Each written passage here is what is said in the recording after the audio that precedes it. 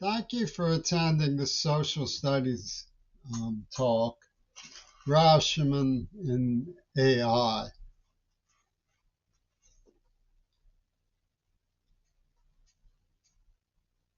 I'm not sure of its importance overall towards contributing to an understanding of what we are dealing with and what has happened. But I do think it follows some of the byways and aspects, labyrinthian aspects of what we see now from what Fetterman's defense is covering for. What sort of people are at work behind the scenes in this representation of their ideas about what sort of reality we live in. You see,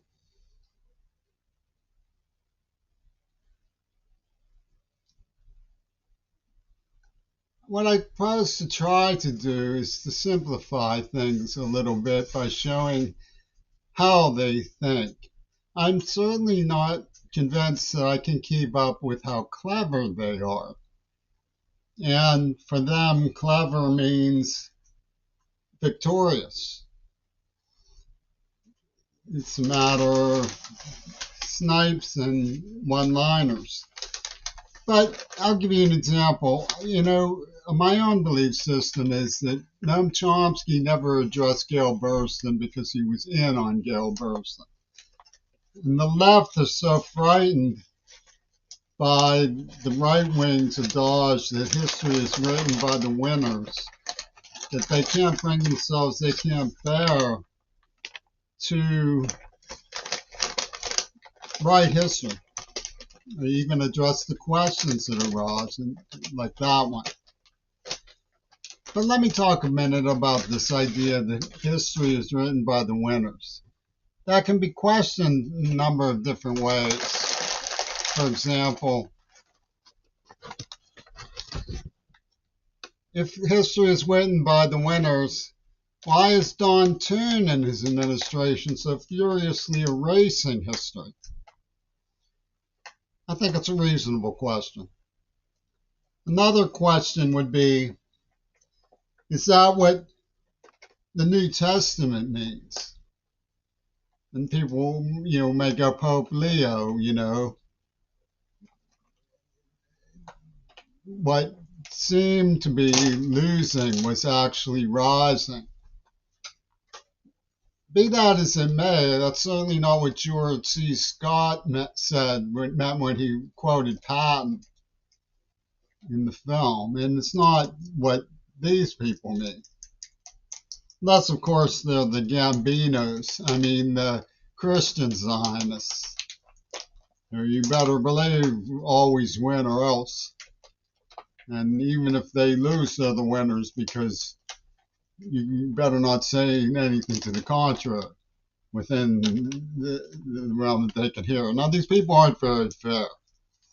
They didn't allow me to go to school. They deafened me. They didn't teach me about linguistic anthropology. They didn't teach me about, they didn't put the ingredients on their drug poisons when they tortured me as a child.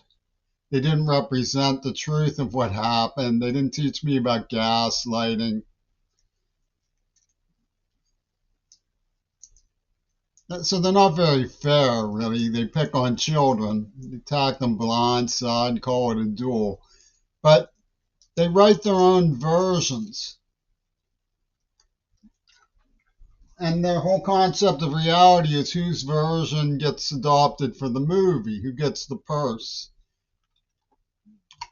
So I want to talk a little bit about artificial intelligence and Elon Musk's reality.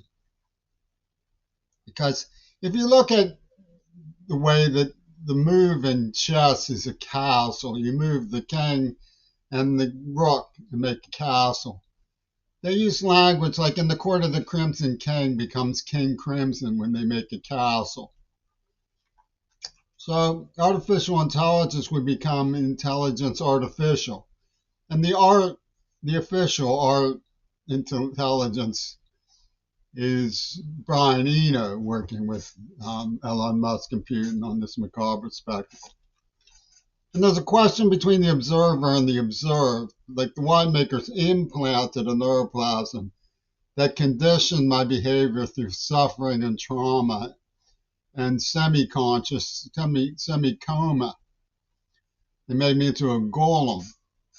But they hid that fact and lied about that fact and pushed me down the slide into the arena of humanism. So the observer says, aha, the humanist took drugs, so therefore he could have saved John Lennon. And Colucci, who represented the Lennon family's take on the subject, sent me a poem called Never Fully Understood when I was getting Gail Burstyn's letters. And when I called him on the phone last time I spoke to him, I told him they had planted Lennon's assassination material on me. And he said they did that to rub it in because they knew you really loved him. That was one of the witnesses. In Rashomon, there's a crime. The crime is textured by different versions of the event being reported from all the different sources. Even the spirit of the dead man is called back by a Sybil. They're all different. So you plug any version of Rashomon into the artificial intelligence and then scribble your belief systems between the lines and go put it up for auction at Odd's comic book store for eidetic vision. Who owns the carrot tape?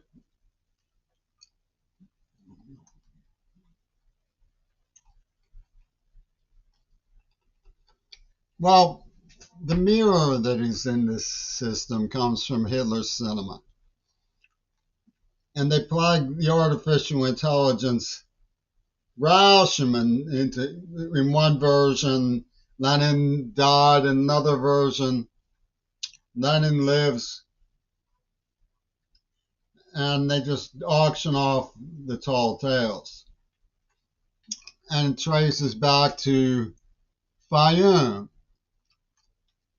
a group of people who were counterfeiters who realized at the era of the dawn of the great dictators and Hollywood studio system, when Mussolini met D.W. Griffith, that if they controlled media, they could control reality. They could control the world by controlling what people believed. So you get this artificial intelligence system that then, mandates what you will believe. They even throw in, through semiotic taunts, I dare you to tell what this really means.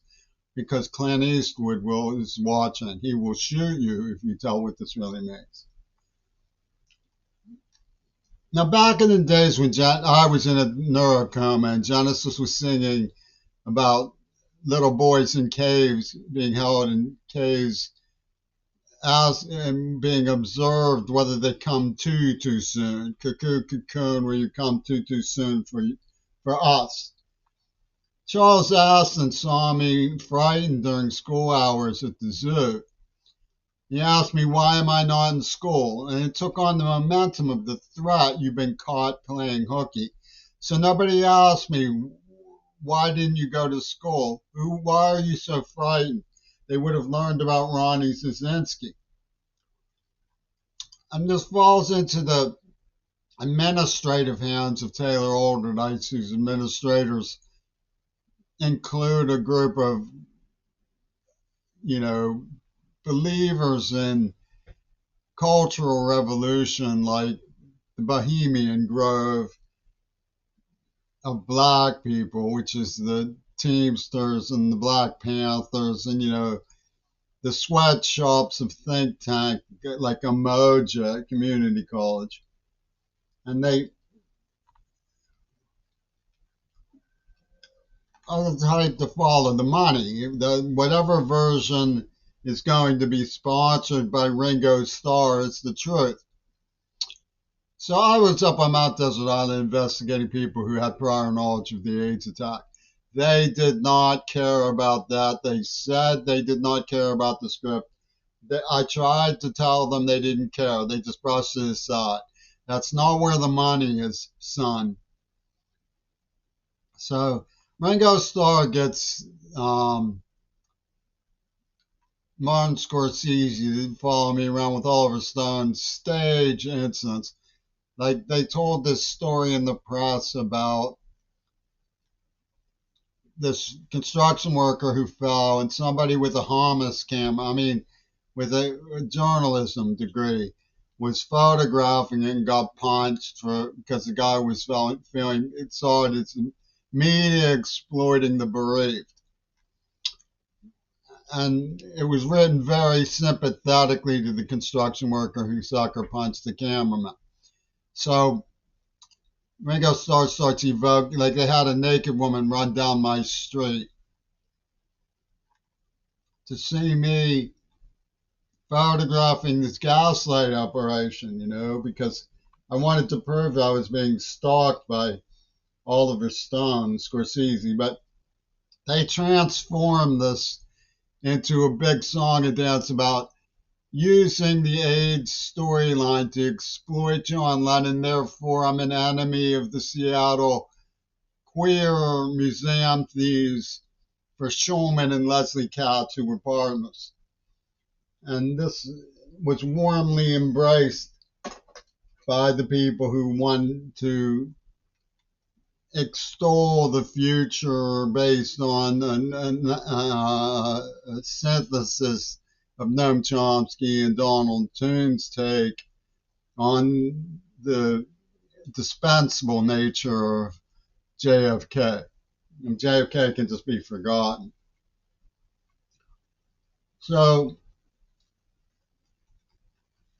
now my mother had friends like Mary Ellen Tunney who knew perfectly well that I was trying to help Andrews women, and they were the ones who abandoned me when I was being brutally battered by a gang when they were supposed to be actually had been hired to watch me because my mother was out of town. So the versions are all upside down about what was true and false and what really took place.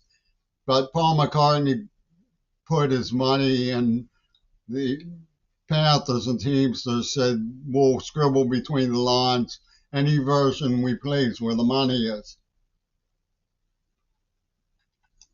Now, I had some time on my own. I went to the Rare Book Library and Charlie Austin lent me The Blue Thirst.